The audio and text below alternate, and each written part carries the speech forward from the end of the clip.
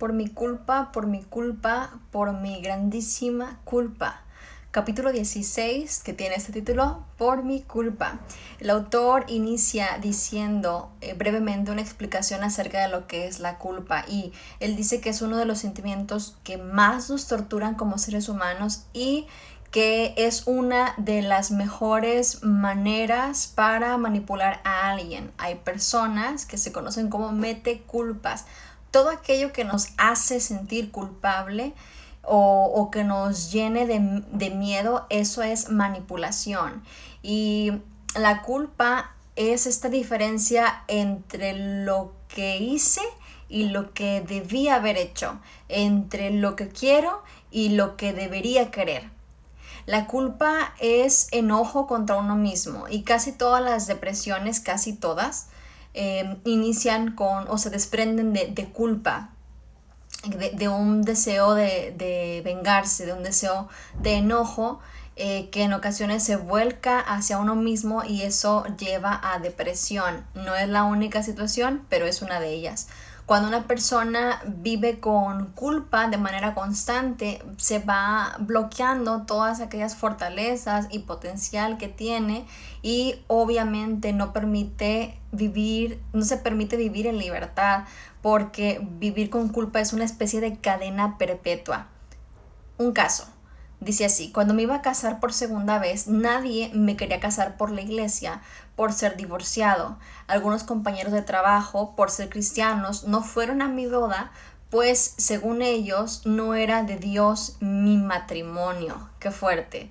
Cuando una persona siente culpa, una de las características de las personas que viven con culpa es que no pueden disfrutar, sino todo lo contrario. Se privan pensando en que no lo merecen, se reprochan, su mente está llena de pensamientos rígidos. Veamos a unos ejemplos. En privación, porque no tengo tiempo para mí, o es que me gusta esto pero no vale la pena, es que no lo puedo lograr, y todo ese tipo de situaciones son ejemplos de privaciones, y eso radica en culpa, o el autorreproche, ¿no? ¿Por qué dije eso? ¿Por qué hice? ¿O por qué no dije? ¿O por qué no hice? ¿O por qué no lo llevé? ¿Por qué me quedé callado? ¿Por qué no le dije nada? Etcétera. Y obviamente también otra de las características son los pensamientos rígidos. La persona los establece y trata entonces de vivir acorde a esos pensamientos, y cuando no lo logra, entonces ahí se desprende culpa. Y una fe tóxica es una fe que siempre nos va a llevar a encadenarnos, que nos ata al pasado, que nos recuerda los errores, nos ata al dolor, al sufrimiento. Y la culpa nace por diferentes desgracias que nos van sucediendo, ¿no? Y esa es una de las cosas que diferentes personas sostienen, ¿no? Y dicen, por ejemplo, me sentí culpable cuando mis papás se separaron. Es uno de los más comunes ante los divorcios, ¿no? El hijo, la hija no hizo nada, pero se siente culpable y de una situación dolorosa se desprende muchas de las veces culpa, aunque no tenga nada que ver. Y luego también seguramente hemos conversado con alguien donde le estamos contando alguna situación difícil, dolorosa, y, y básicamente con la respuesta o el comentario que nos dan, lo que deja entrever es que mi dolor es más grande que el tuyo. Cuando el otro manifiesta más dolor que lo que tú le estás diciendo, ¿no? Lo que está haciendo es que te está manipulando. Te está diciendo, no, mira, concéntrate en mi dolor, que es más grande que el tuyo. Ahora, hay personas que meten culpa, ¿no? Y empiezan a decir, es que tú eres responsable de esto que me pasó, y tú eres responsable de cómo me hiciste sentir, cosas por el estilo. Y así es como poco a poco vamos desarrollando esto, ¿no? De por mi culpa, por mi gran culpa. Y cientos de personas realizan ritos, hacen cosas, suponiendo que de esta manera entonces su alma va a ser salva, y que no recibirán de esta manera el castigo eterno, y sí el favor de Dios, olvidando que todo lo que tenemos, incluyendo la salvación, es por gracia, no es por obras, dice Efesios, para que nadie se gloríe.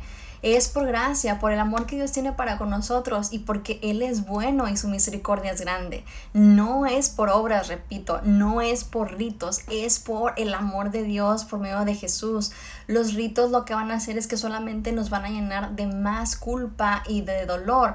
Los sacrificios no salvan nuestra alma. Las autoflagelaciones solamente lastiman nuestro cuerpo y no sanan nuestras emociones, sino todo lo contrario, solo las van enfermando aún más. Entonces tenemos que saber que cuando hay culpa hay dolor.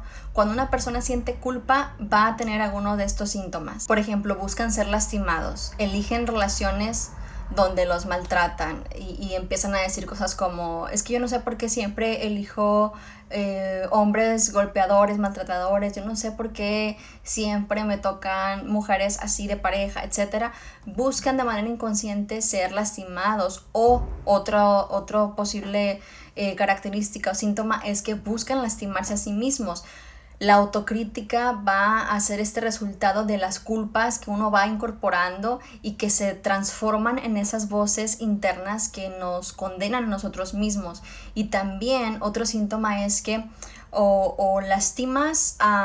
te lastimas a ti mismo o buscas que te lastimen. Y otra también manera de esto es el lastimar a los demás. O sea, el culpable siempre va a buscar el dolor, que lo lastimen, lastimarse a sí mismo o lastimar a los demás. Entonces, ¿qué tenemos que hacer? Bueno, en primer lugar, dice aquí el autor que tenemos que saber que no somos responsables de las decisiones de nadie. Y yo agregaría, ni de las emociones de nadie, ni de los pensamientos de nadie, ni de las decisiones de los demás, ni de las consecuencias de las decisiones de los demás, etc. Cada uno es responsable y decide lo que quiere.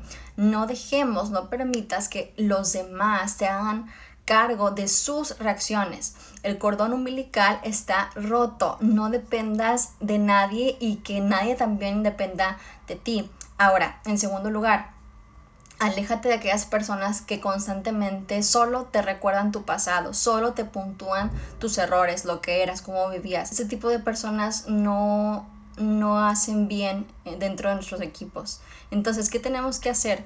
Si te equivocas, pedir perdón. Así de sencillo. Hay que aprender a reparar el daño producido. Si nos equivocamos, vaya, los errores son datos, es información, hay que enmendarlo, hay que corregir.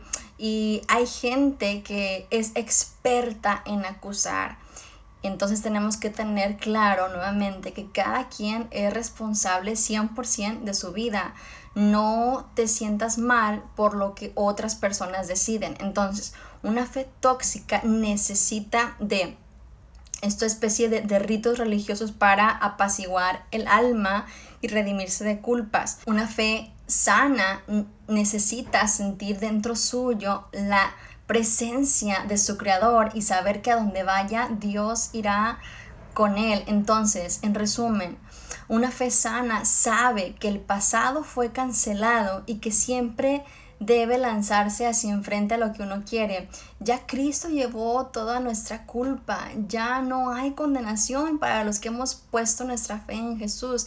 Ya no tienes por qué seguir haciendo cosas como para intentar ganar el favor de Dios, para intentar llegar al cielo, para intentar ser salvo. Ya todo es consumado en Jesús. La fe sana pone en funcionamiento todo lo que anhelamos y quita toda culpa, todo rito, nos expande, nos proyecta, nos da propósito y destino. Aprendamos a vivir libre de culpas. Ni Dios nos condena cuando ponemos la fe en Jesús. Hemos sido perdonados, ya no tenemos que pagar el precio porque ya Él lo pagó por nosotros. Así que podamos vivir en la libertad con la que fuimos llamados y no permitamos que nadie nos meta culpas. Un abrazo.